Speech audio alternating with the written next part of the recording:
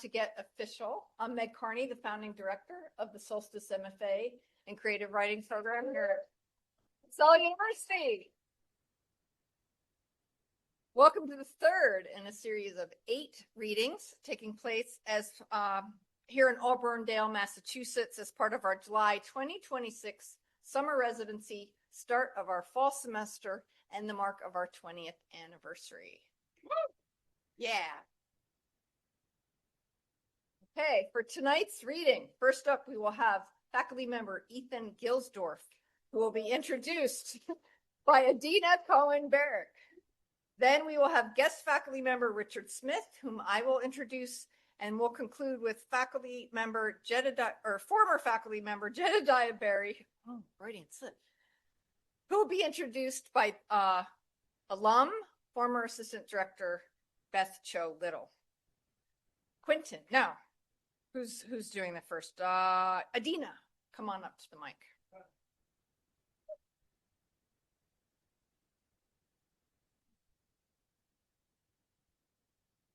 Yeah, I'm definitely. Thank you. I'm not Meg tall. Thank you. Ethan Gilsdorf is one of the most hardworking people I know. On his website, this is how he describes himself: an essayist, memoirist, critic, journalist, poet, teacher, performer, speaker, and professional D&D dungeon master. This is how I would describe Ethan and his accomplishments: a prolific writer. His personal essays, articles, reviews, cultural commentaries, profiles, opinion pieces, short stories, and poems have been published in the Boston Globe, the New York Times, the Washington Post, Esquire, Wired, Salon, Oprah Magazine, and many other publications. He wrote the award-winning memoir, Fantasy Freaks and Gaming Geeks. He leads the 10-month essay incubator program at Grub Street Writing Center in Boston. He mentors several students each semester here at Solstice, as well as teaching several workshops each residency. He leads writing support groups of all kinds, both through Grub Street and independently, including a group aptly named GSD, Get Shit Done. He teaches Dungeons and Dragons to adults and to kids, and his classes are engaging, humorous, and packed with information. In his own writing, Ethan is very willing to be open about his own issues and foibles, a quality I admire. He recently had an essay published in WBUR's Cognoscenti in which he revealed his complicated relationship with his stepmother, ultimately realizing that she was one of the most stable and reliable people in his life. Ethan crafts beautiful sentences like, "I cooked a meal for them using Susan's family's cast iron skillet that's encrusted with 100 years of family memory and flavor. That Susan's seasoning is in me now." I had the privilege of having Ethan as my mentor during first semester here at Solstice, and he was thorough and detailed, supportive, and challenging. He doesn't let his students get away with anything. Here's an example of Ethan's tough love. Quote, "Is there a different adjective or more specific sensory detail you could use here instead?" I will end this introduction with a quote from the now defunct Boston Phoenix, which was a wonderful, quirky publication that I miss a lot. The Boston Phoenix describes Ethan this way: "The hardest working geek we know." Join me as we warmly welcome Ethan Gilsdorf.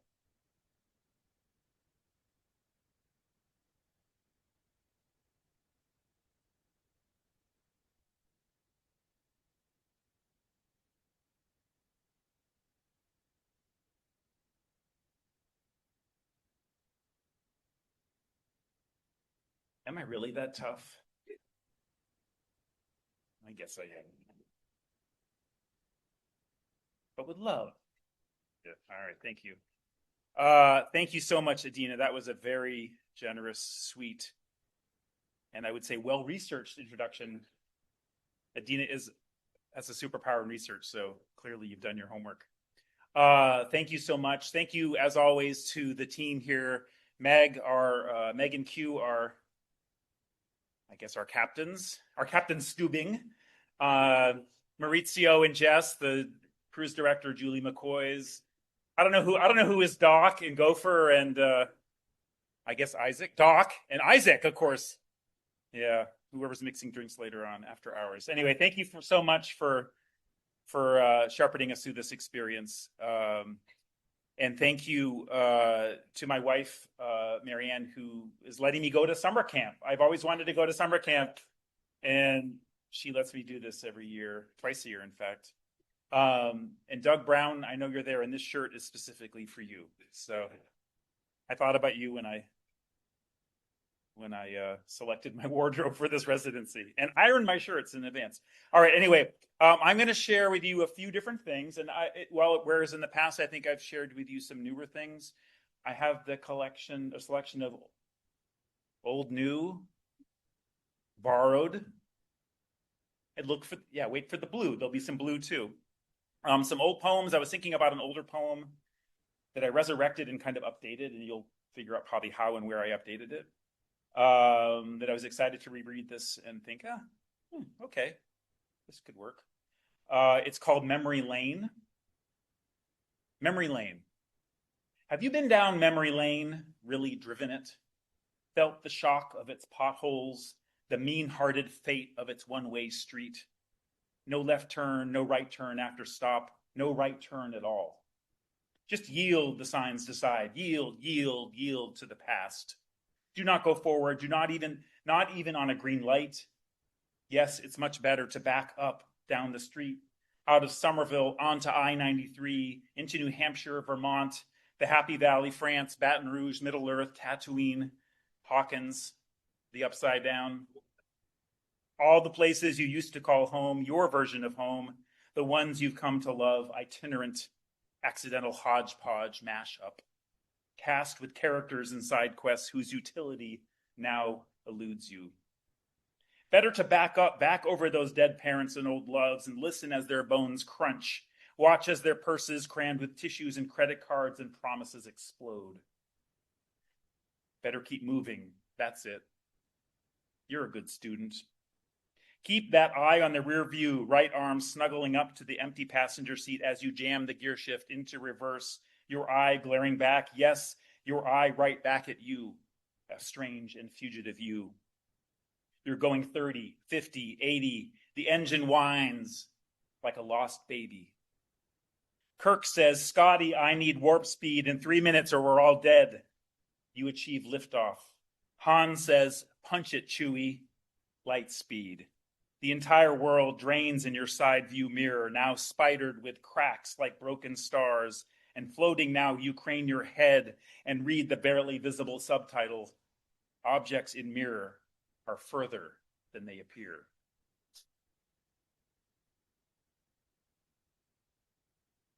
So that's the old, and this is the new, the more new, newish. Probably a poem, but it has margins instead of line breaks, so does it really matter? I don't know. Anyway, this is called The Singular of Leaves. Into the tarp or trap of memory, Dad rakes the leaves. We kids join him. My brother, the eldest, gets his own rake and enjoys working side by side with his father. My sister and I don't help much. We're here to leap in the leaves. Dad will mound on the old canvas drop cloth, musty from neglect in the garage and now laying in the sun.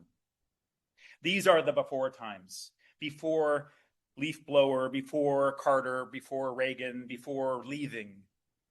Mom must be inside. I hear the scrape and rush of leaves, waves, the sound and color washing with each other. Waves of sound and color washing with each rake stroke. Sea-like in recurrence, soothing the tines strike the earth, harrowing the yard, gathering what will soon be gone. I watch the heap as it grows. I imagine a giant or a dragon lives inside. Ready, steady, go, Dad bellows. Sister and I run. My brother stays by Dad's side. We don't jump but throw our bodies into the heap. We enter the pile. The leaves crash in my ears like the surf and fill my face with the smell of debris from the 2 trees, sycamores and maples that stand like sentinels in the front yard. I inhale the dampness of the earth mixed with the patchy green scent of green grass growing, holding onto October as I tumble into the uneasy turn of the season. I've entered the tarp or trap of memory. The space inside is all crunch. I am suspended by the funk of decay. Star points and fan shapes of sunlight pattern my face. Sharp lobes and stems poke my sweater. My body, eyes, my hands leaf through the brittle pages, reading them for signs. These dried veins were once vascular tissues carrying water and nutrients to and from the mother trunk. The futures of my sister, my brother, my father, me, even my mother might be written here in these gatherings of petioles and laminias and sinuses and midribs. To leaf is also to open, unfurl, explode into spring. Soon after this scene, by the time I turn 6, the maple leaf will call to Dad. The wind will carry him away to Canada. By the time I turn 11, an artery in my mother's head will rupture like the sycamore stem I worry with my finger. I don't see that in my leaf reading. Years later, each of these leaves becomes a page in our separate stories, caught by the wind and to carry us one by one further and further from home. The tarp will remain in the garage. My sister and brother and I, we will make our own raking motions on our own each fall through adulthood in our separate homes. Is leaf the singular of leaves? In this story, leaf is the present tense of left. The trap of memory. Is this moment caught in the tarp deep in the leaves a ritual or a one-off? How many times did we rake the leaves together before he left? I can't be sure. I'll never know. I decide to stay here, cocooned by maple and sycamore cast-offs, derelicts, exiles, suffusing my senses. A fractal volume, a tangle of shapes thronging my body, an overload of smell, sight, sound, touch. I am content here in this continuous moment. A happy boy with a father, a childhood, a home, intact for now, enclosed and smothering himself in the past.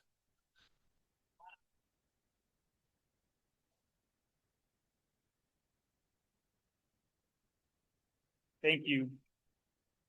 I remember why I like reading poems. You get applause regularly. Lots of positive reinforcement. Like, why read one long thing and have to wait? Instant gratification. Thank you. Thank you for gratifying me. I appreciate that. So this is a excerpt from the first few sections. I don't know. We'll see how much of it I can read in my allotted time. From a new essay, which is partly related to the memoir project that I'm working on, which has to do with favorite topic, my mother, her brain aneurysm, her injury, my relationship with her. I really feel like, I ask this question a lot. Why am I continually writing about this experience, this formative time? As Jen and I were just chatting about it on the couch over there, Jen said, well, we're memoirists. We write the same story again and again. And maybe that's what's happening here. But, maybe there's something about communing with the dead, keeping my mother alive, right? Sorting through things, resurrecting her memory, keeping her present in myself. So this is, related. You'll see some D&D, Dungeons and Dragons Easter eggs in here. So wait for them. This is called Breath Weapon. The wind that moved through our family did not rustle leaves that day. Her chest faintly surged like a weak wave, then receded. Then another. Someone suggested push the button again. At a certain point, only 4 of us remained in her room, plus Mom. All the years arrived together as we huddled again like the family we weren't, one last time, pulling an all-nighter in the nursing home. The spaces between us sank heavy as morphine, heavy as a lung filling up with the body's juices, and flooding, sodden, going under. Some of us had waited all day, all night, and another day. Others for 48 hours, 3 days, a week, 3 weeks, still others a month. You might say I had been waiting a year, or 9 years, or 19, since 1979, depending on how you counted time. and when you felt the edge of the end, and how you urged it closer to the bedside. Someone suggested, "Mom, it's okay to go." We called her the kitchen dragon. After the brain aneurysm, she languished for years. Bluish wisps of smoke seeped from her nostrils and blended with the blue incandescent light from the cathode ray tube. Watery images from the TV cast refractions, like in the kitchen, like spells, playing off her face, the sliding glass patio door. She remained in that lair for years, not hoarding material treasure as all dragons do, jewels, chalices, chests spilling over with coin, but guarding past versions of herself, kaleidoscopic variants trapped in the vaults of her cerebral cortex. I imagined that lost Sarah was traveling the windswept hills of her cerebellum, gliding over the frontal lobe, the parietal lobe, the temporal lobe, the occipital lobe in a hot air balloon, or a steampunk contraption, part New Hampshire wood stove, part Saab 1999, puffing out a propellant of tobacco and hardwood smog. Searching, I supposed, for her missing parts, wondering how they fell into the crenellations and chasms of her gray matter, fractured. Is love a function of the gut? Is it the stomach and groin, sinew and tendon involved? Is it abdominal at all? Or alive like bacteria in the gut, brewing, proofing, shifting? Not exactly like butterflies, perhaps more like beetles or leeches or chewing, sucking away from the inside. Or is love an emotion that flows not through blood or electrical impulse, but on air? Perhaps tenderness and ardor travels in and out of the lungs, powered by the diaphragm's dome-shaped muscle, involuntarily moving downward, creating suction in the chest, drawing in air and expanding the lungs. Take a breath. Love can come in. Love can leave. Escape. Love, it's a breath weapon.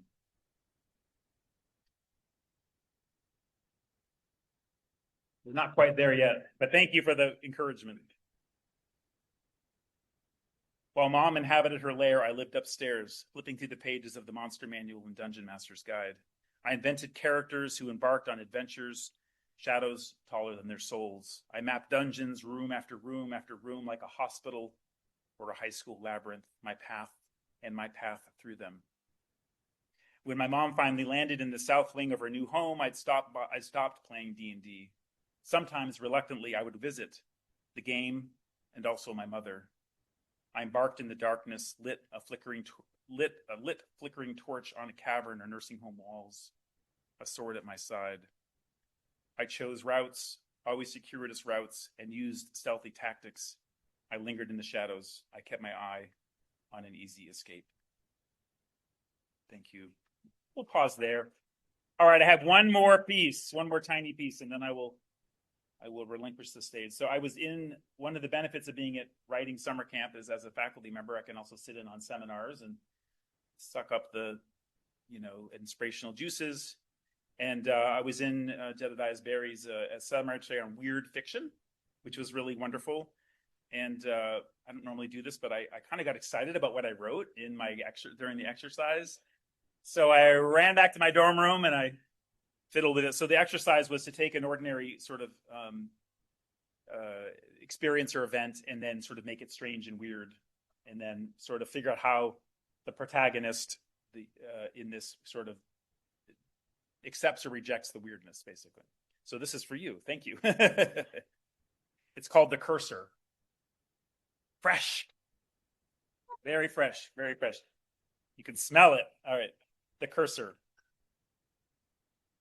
I prepared for my reading this evening, rummaging through the digital remnants on my desktop, ancient poems, abandoned essays, the drafts of new works I was unsure to share.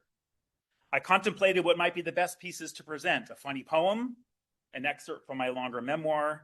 I wondered what might make me look good in front of my peers, what might seem witty or poignant, or how I might find that sweet spot of charm and depth and gravitas and jest. I also kept in mind how I might come off to my students. What would they think?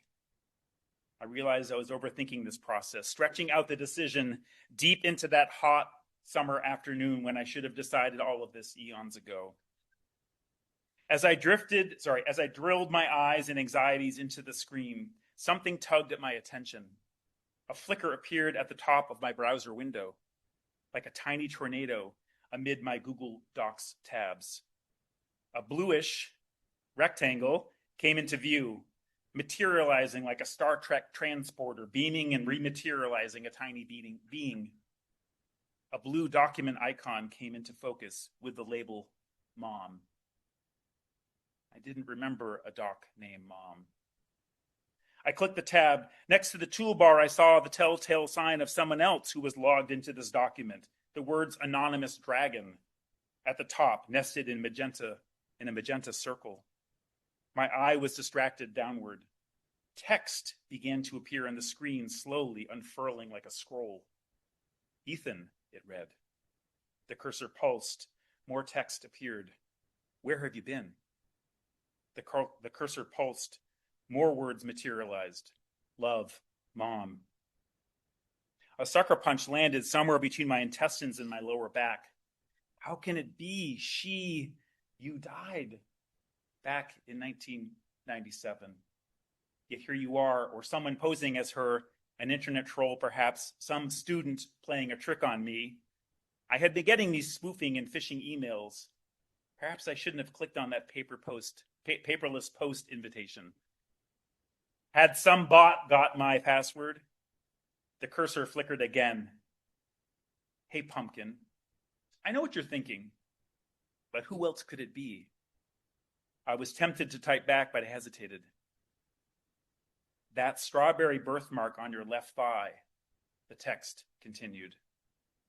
I thought, who else would know about that birthmark, long since faded, aside from perhaps my father, except the woman who had given birth to me. Another pulse. It's me. I flexed my fingers and sat upright in my chair. I took a deep breath.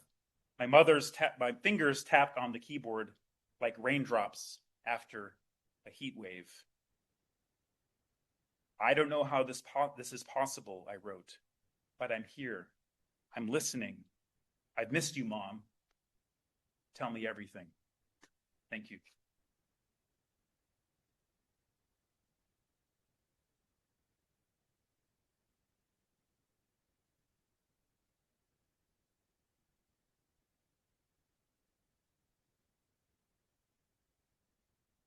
Wow. All right.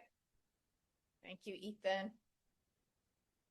Richard Smith is author of 2 books of poetry thus far. Not a Soul But Us, winner of the 2021 May Sarton New Hampshire Poetry Prize, and Beyond Where Words Can Go, which was published just a few months ago. Richard worked in publishing for 12 years before revising his life in his 30s to become a psychologist. Since then, he has maintained a clinical practice in Washington, D.C.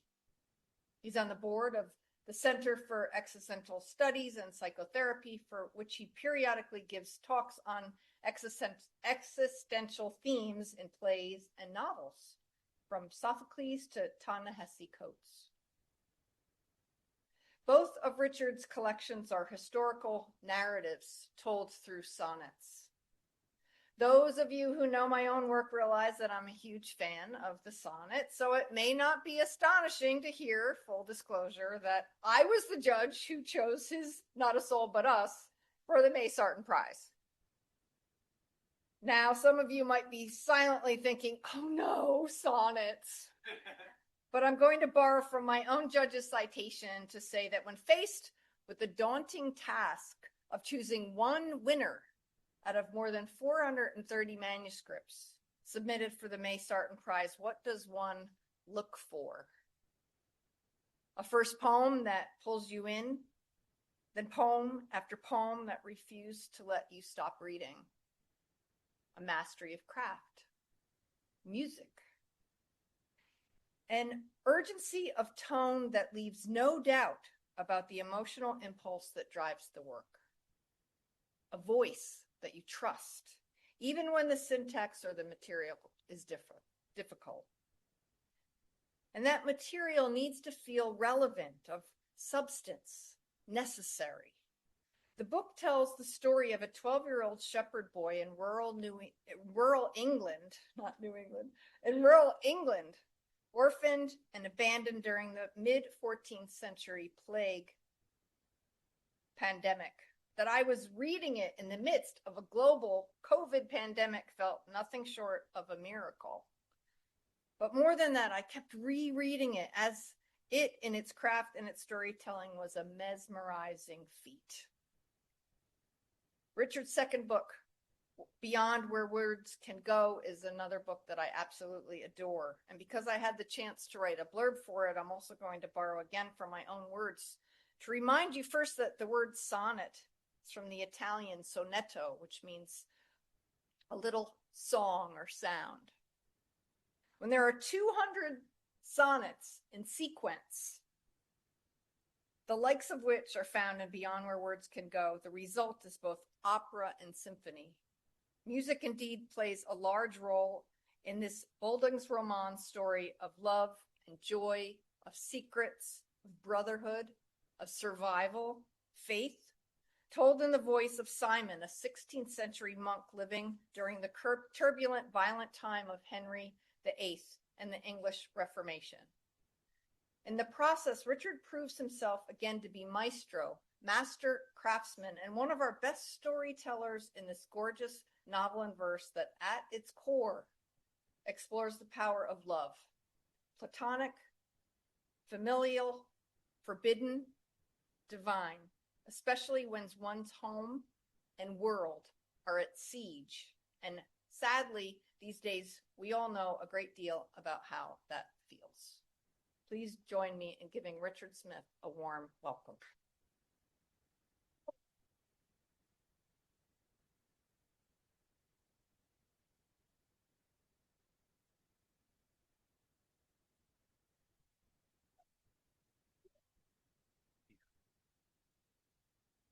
Well, thank you, Meg, for that.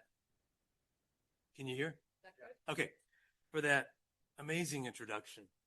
And I can only hope that each of you has the pleasure of hearing somebody describe your work in such charitable, compassionate, and understanding and eloquent terms as Meg has done for me. It's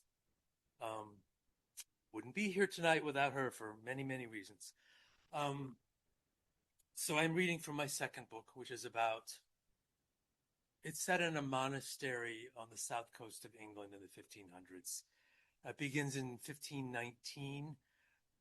I don't think I need to give you any sort of explanatory notes beyond the monks sang 8 worship services a day. And one of them is referred to in this by the name of nones, which just means 9 in Latin, which means it's the 9th hour of the day, which means it's the service that happened at 3 p.m. I think everything else you'll figure out as I go along.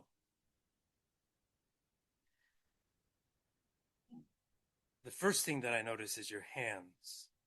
Big knobby knuckles, long thick fingers, made for work but spared so far, unscarred, untanned, as if some dream-fogged toolsmith carved a spade of ivory.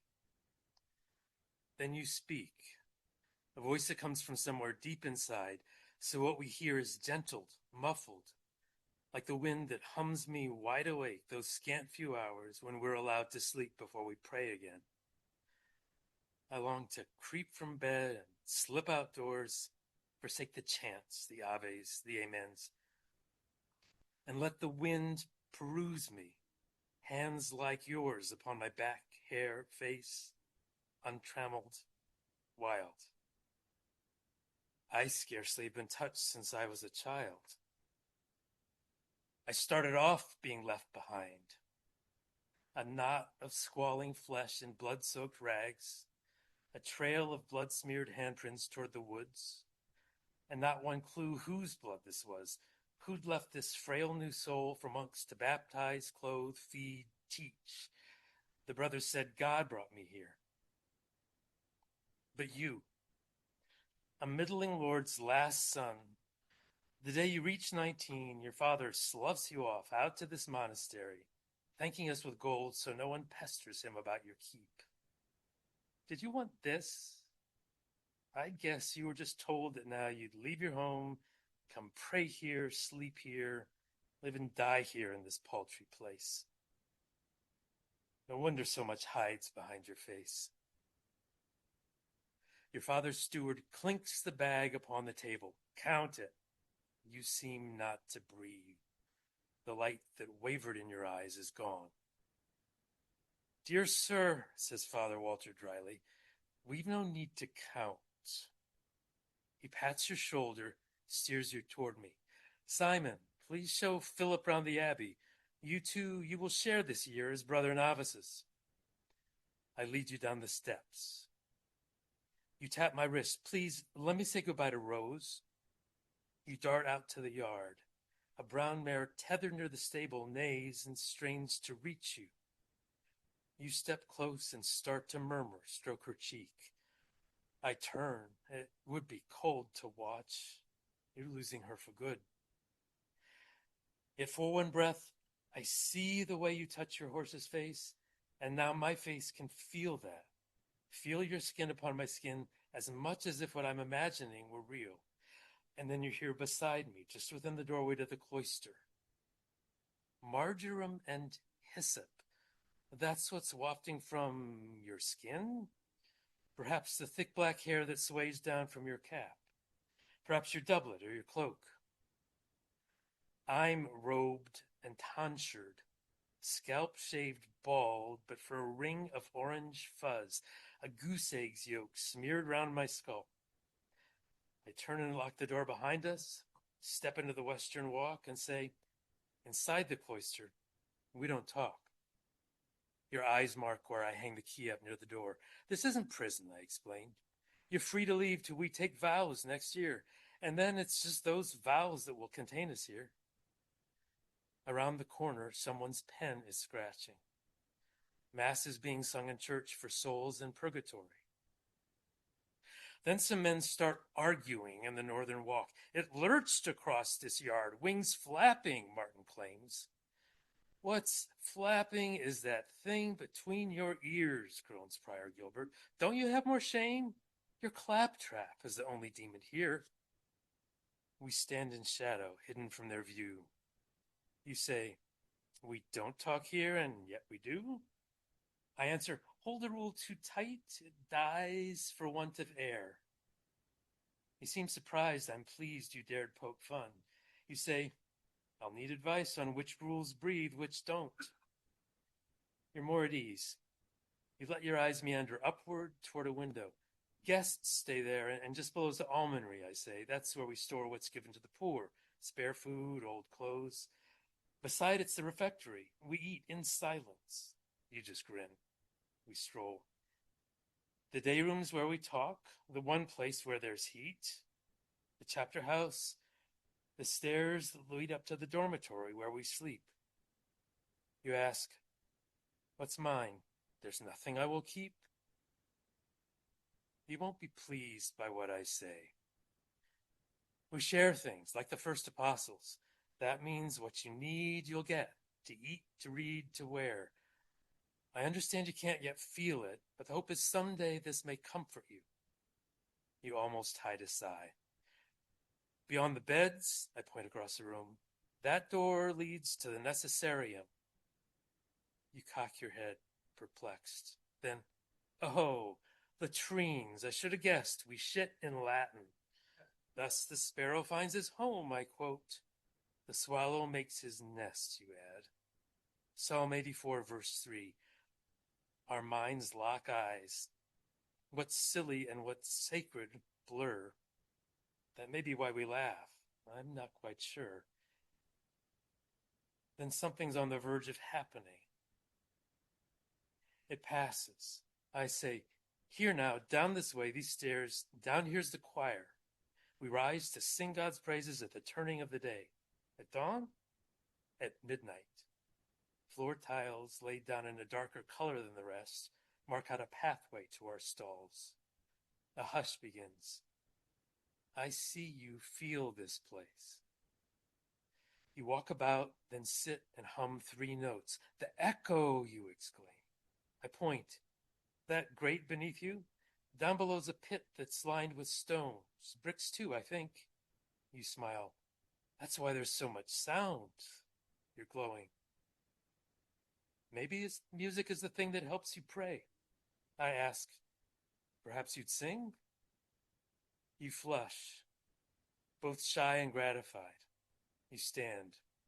You start. If it had shape, your voice would make a perfect sphere. If texture, soft, a hand whose pressure reassures. If feeling, ache, and wish. If color, blue, the deepening blue when twilight's almost over, blue that would be black if black could shimmer. Somehow you sound near and far at once, as if I stood outside a cave you're hiding in. Your notes rise higher, day by day we bless you, yet your voice stays round and full, as if it floats at peace on currents steadied by God's breath. You finish and glance toward me, hopeful, meek. I nod. It would be sacrilege to speak. The silence now is denser than it was. Your song still drifts, a mesh of echoes I don't want to shred. We linger in this pause, somehow in concert as the time flows by. And then the moments passed. We step out to the northern walk, and Gilbert vaults up from his desk, unfolding like a stork. So you're Philip, he bows solemnly, and in some great leap too fast for me to spot, you grasp his humor, doff your cap, and bow down deep, then decorously straighten up. He clasps my shoulder. Simon, please make sure we keep this worthy gentleman. Just look at that, such courtesy in how he holds his hat. Your hat brim rests against your thigh. You see I'm puzzled. If I flipped it round and waved it at your face, you say, what might there be inside? Sweat, dandruff, grease? But we are saved from such an insult, Gilbert says, as he is neither rude nor foul. He pats your back. Sir, truly you are welcome. And the 3 of us stand smiling, cheered by Gilbert's knack for unexpectedness. Each afternoon, he says, we'll work together here. I mind the books. We copy still by hand, though soon these new machines, he shakes his head, can find me, let's say tomorrow afternoons. Now, Simon, tell me, how are your dear bones? Most undisquieted, I thank you, sir. He nods and walks off. Bones, you ask? Again, I'm struck that all we do must seem obscure and quaint. I tell what I recall. So, when I was a boy, I fell and scraped my knees, then quoted Psalm 6, Conturbata sunt ossa mea. My bones are all diseased? But I said, oh, my bones are sad, then swooned. Pretended to, that is. And every day since, Gilbert teases me. Each day these past, you're puzzled.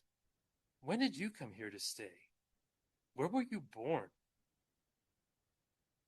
No one has ever asked me that. I know the answer, but don't know that I can say it. I can only show.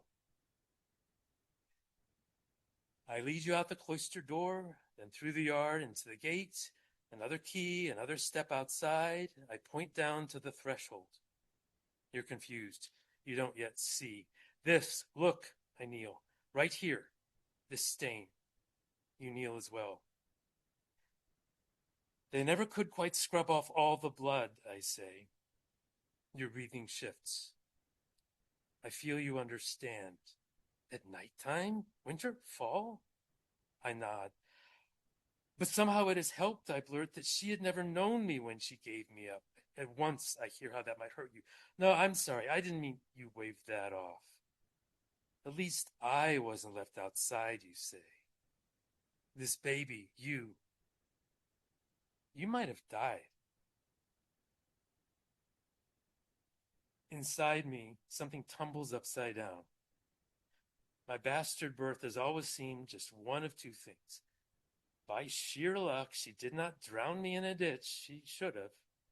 Or, whose son I am means nothing, since God chose me for this abbey.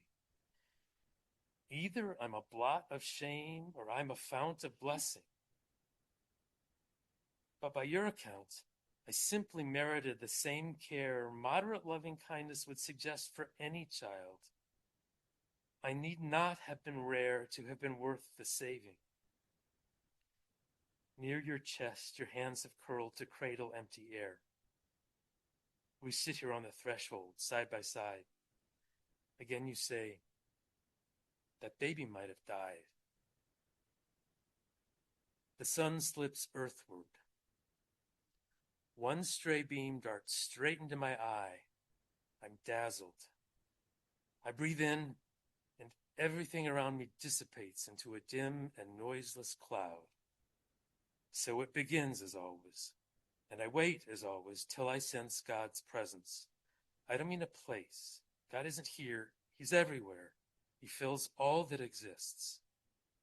I mean, I trust his grace and let the world that tries to claim my mind just sink away and feel my soul ascend to where it simply hovers, meager, blind, and clasped by love I do not comprehend. God is, but what God is, we cannot know. What's true lives far beyond where words can go. Okay, thank you.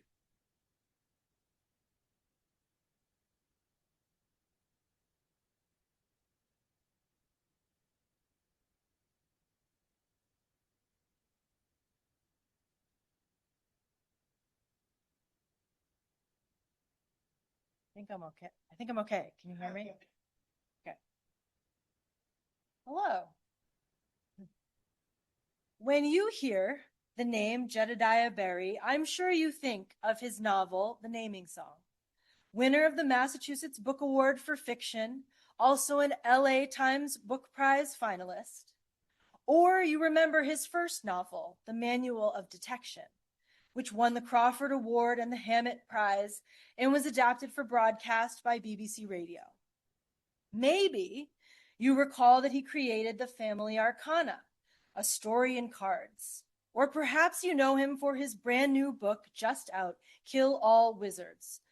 Maybe you're aware that Bookpage calls it subversive and witty, a swashbuckling sword and sorcery adventure with an Austen-like novel of manners, endlessly entertaining. When I hear this name, I think Jedediah the Magician. I don't know, I've never seen that hat not on his head, and there could be a bunny up there. The definition of a magician is one skilled in magic, one who performs tricks of illusion and sleight of hand. But with Jedediah's work, I'm never tricked. I'm never duped. While his work holds a mystifying magic, I am grounded in the reality of feeling. So how is he a magician then? How does his skill at magic reveal itself? To figure this out, we'll look to a few famous magicians, whose names you won't know. Jean-Eugene Robert Houdin said, "A fundamental understanding of the human psyche is the essential key to successful magic."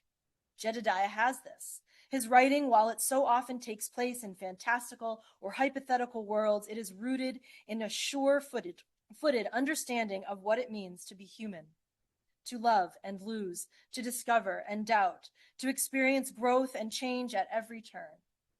The magician, Teller said, caught in the difficulty of mystifying, magicians often forget that the first role of the artist is to communicate a beautiful idea. Jedediah's work communicates. His prose is both mystical and beautiful. The worlds created in his mind hold great wonder. His characters, whether they be nameless word carriers or angry barbarians, they contain beauty. Lastly, magician Jim Steinmeier said, "Unlike a mere deception or a simple secret, which gives the impression that something's been taken away, a great magician makes you feel like something's been given to you." This is what comes from experiencing Jedediah's work. You will gain, you will leave it with more than you had before. So I give you a little magic. Please welcome Jedediah Berry.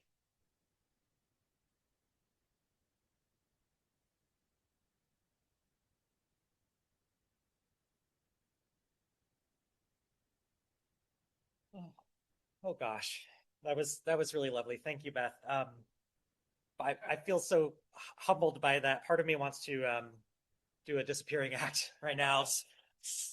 Get out of here.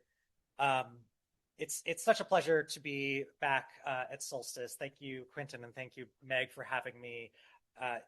Since I was last here, a lot of new faces, obviously, and a completely new setting. But I have been not surprised to find the same kind of quality of community and enthusiasm and curiosity here, and it's just really nice to be able to dip back into that. So thank you. I'm going to read from my newest book, Kill All Wizards. I spent about 12 years on the naming song, and it was such a journey, and it was a book. You know, I've talked to a few other writers who've spent over a decade working on one book, and you end up putting so many versions of yourself into something like that. It's like this collaborating with yourself and your relationship to time. And when I was done with that, I thought I would give myself a little treat by writing a very short book and collaborating with like my 12-year-old self who loved sword and sorcery comic books, basically, and Conan the Barbarian. But as I started writing it, the narrator quickly asserted themselves as this kind of slightly judgmental Jane Austen sounding character. So instead of sword and sorcery, I like to call it sword and sourceability. I haven't quite sold my publisher on that genre label, but that's what I'm going for. I'm going to read a bit from the second chapter, and just to set this up a little bit. Oh, I'm sorry, I got to back up and say it is such a pleasure to read with you, Richard and Ethan. And Ethan, I don't know where you went, but thank you for reading from that piece today. That was really, really cool. I saw you like tapping away back there, so I knew something was happening. Really extraordinary. So at this point in the narrative, our barbarian hero Gotchamus, he has been trying for some time to get the attention of the wizards of the capital city to help him with this problem, which they have actually created, and they've thus far treated him to a lot of paperwork, and he's not been able to manage that. And then when he thinks he has finally succeeded, he's filled out the last form. They abduct him, and this is where he finds himself sometime later. He woke in a wild glen. He did not know whether hours or days had passed, nor whether he had been drugged, magicked, or knocked on the head. A stream burbled beyond a bank of ferns, and spindles of sunlight pierced the dim nave of the defile. Alder, elder, hawthorn, elm. The trees had a gnarled and ancient look about them, and a host of noisy jackdaws sat perched among their limbs. Planted in the earth just a few paces away was his sword. Had he been ejected? Returned to a habitat the wizards considered more suitable to one of his mien and manner of dress? He had no time to ponder these questions, for something was loping toward him down the glen. It was shaped like a man, but stood some 12 feet tall, its hide knobby and furrowed like thick bark. It had suffered many wounds, deep cuts delivered perhaps by axe or hatchet. Some of those wounds were patched with mud, moss, and lichen, while others oozed a sticky, sap-like ichor. Early summer flowers grew from everywhere on the thing's body, and a cloud of bees supped from the blossoms. Its shining black eyes, set deep in its massive, craggy head, regarded the barbarian with unmistakable rage. Gotchamus knew that he faced a god, that the god was a thing of the forest, or the forest a thing of the god. He rose slowly to his feet and held up both hands. His voice was hoarse, and only with effort could he imbue it with some of the gravity he sought. "I have no quarrel with you, Ancient One," he said. My entrance into your domain was not of my choosing, and I shall quit it willingly. For answer, the god opened its cavernous mouth and roared. Gotchamus flinched at the noise, not because it was loud, though it was loud enough to dislodge leaves from nearby trees, but because it was so full of pain. The jackdaws took flight and circled overhead, lending a screeching accompaniment to the god's tortured song. Hands still raised, Gotchamus said, I hear you, Signor, and I would offer sacrifice suitable to... But the god wanted no more words, no sacrifice less than the life of the man who had spoken them. It charged, flexing its knotted, thorn-tipped fingers. Its grasping hands would rend his flesh with ease, tear bones from their sockets and snap them like so many twigs. But Gotchamus waited until the god was nearly upon him before he dove away. Then, with one smooth motion, he rolled, pulled his sword from the earth, and swung. His blade met the god's right leg with a heavy thunk. It left only a shallow notch in the hard flesh, but the god stumbled, for the barbarian's stroke was well aimed. It turned, eyes gleaming with fresh hatred. Gotchamus let the sword dangle from one hand and raised the other beseechingly. He did not want this fight, for he suspected that the wizards had left him his sword so that he might stand against the god, and he was not accustomed to doing violence at any bidding but his own. Nor could he retreat, however.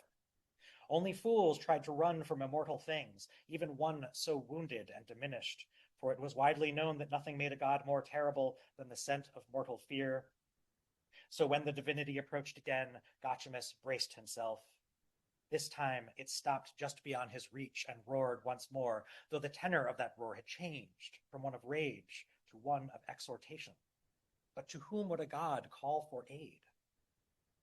A moment later, Gotchamus had his answer, for down came the jackdaws, an inky blue-black mass of fury.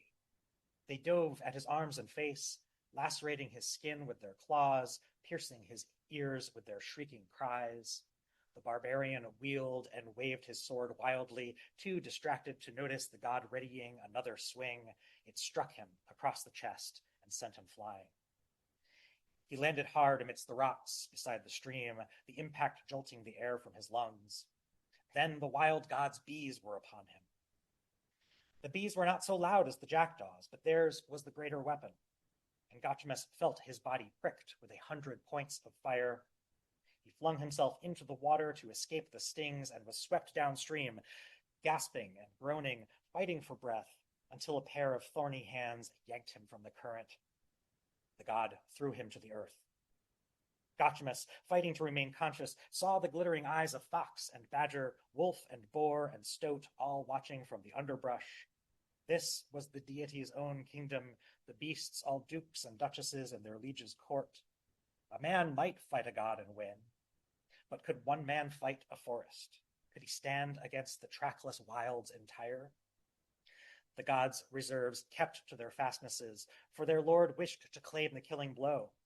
It slashed with its talons, roared with a voice that was the cataract's crash, the tempest's howl.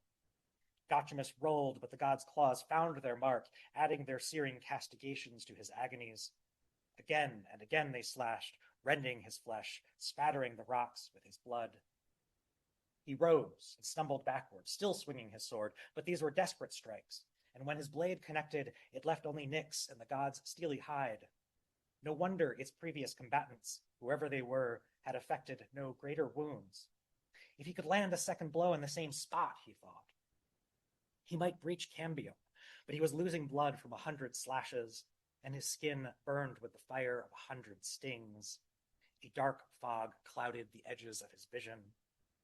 He retreated farther, but now the beasts of the forest were at his heels, a boar slashing with his tusks, snarling wolves warning him back into the fray, the jackdaws descending to harry him again. He lurched toward the stream, circling his enemy, seeking a fresh angle of attack.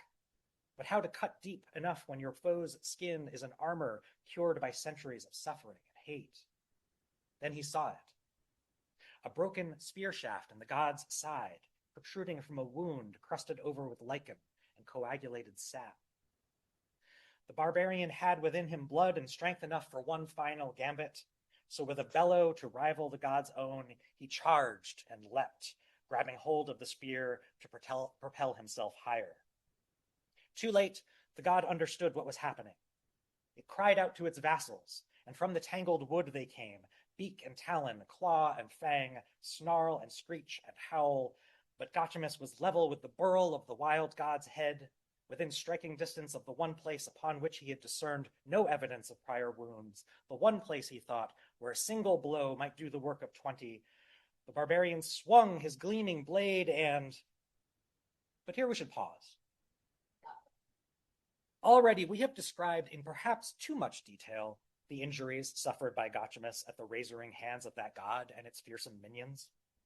Do we carry on in similar fashion here at the crescendo and risk further valorizing the grim deeds that accompanied so much of the barbarian's career, if career it may be called? If we are to tell the tale of this man in its entirety, those parts he related to his companion that day, as well as the episodes that followed, then this pen must turn at times to a rare sharpness. We could state those details plainly and move on, as our more respectable periodicals might treat with an unfortunate accident upon the tram line. Or should we paint the fuller picture down to the swift arc of the warrior's blade, and describe how, in that dark and wooded glen, it caught a ray of sunlight and seemed transformed into a filament of flame?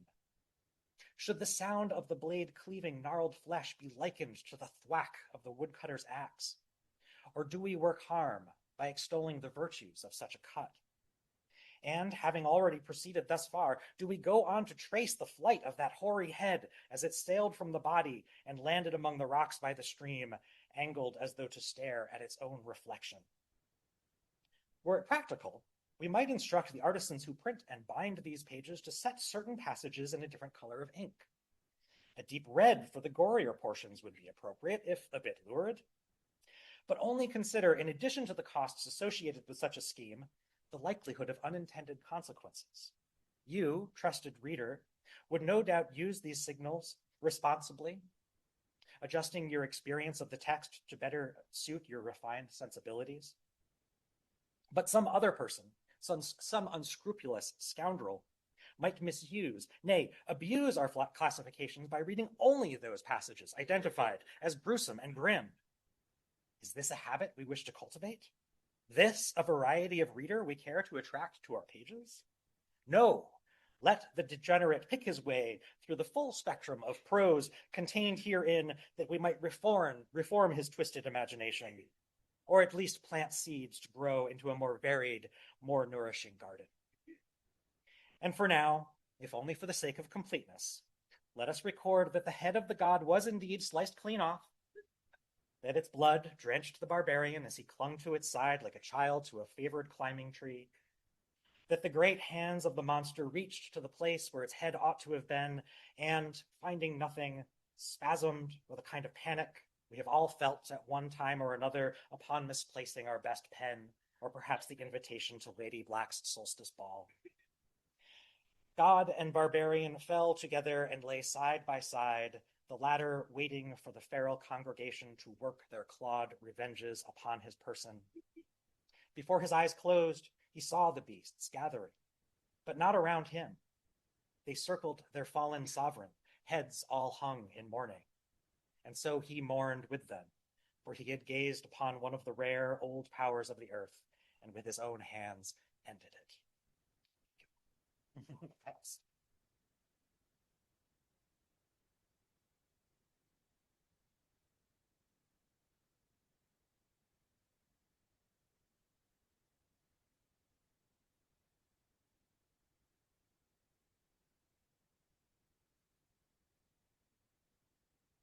Another amazing evening here at the Solstice MFA program. Yes. Thank you. Ethan Gilsdorf, Richard Smith, Jedediah Berry. Can we have one more round of applause for our leaders?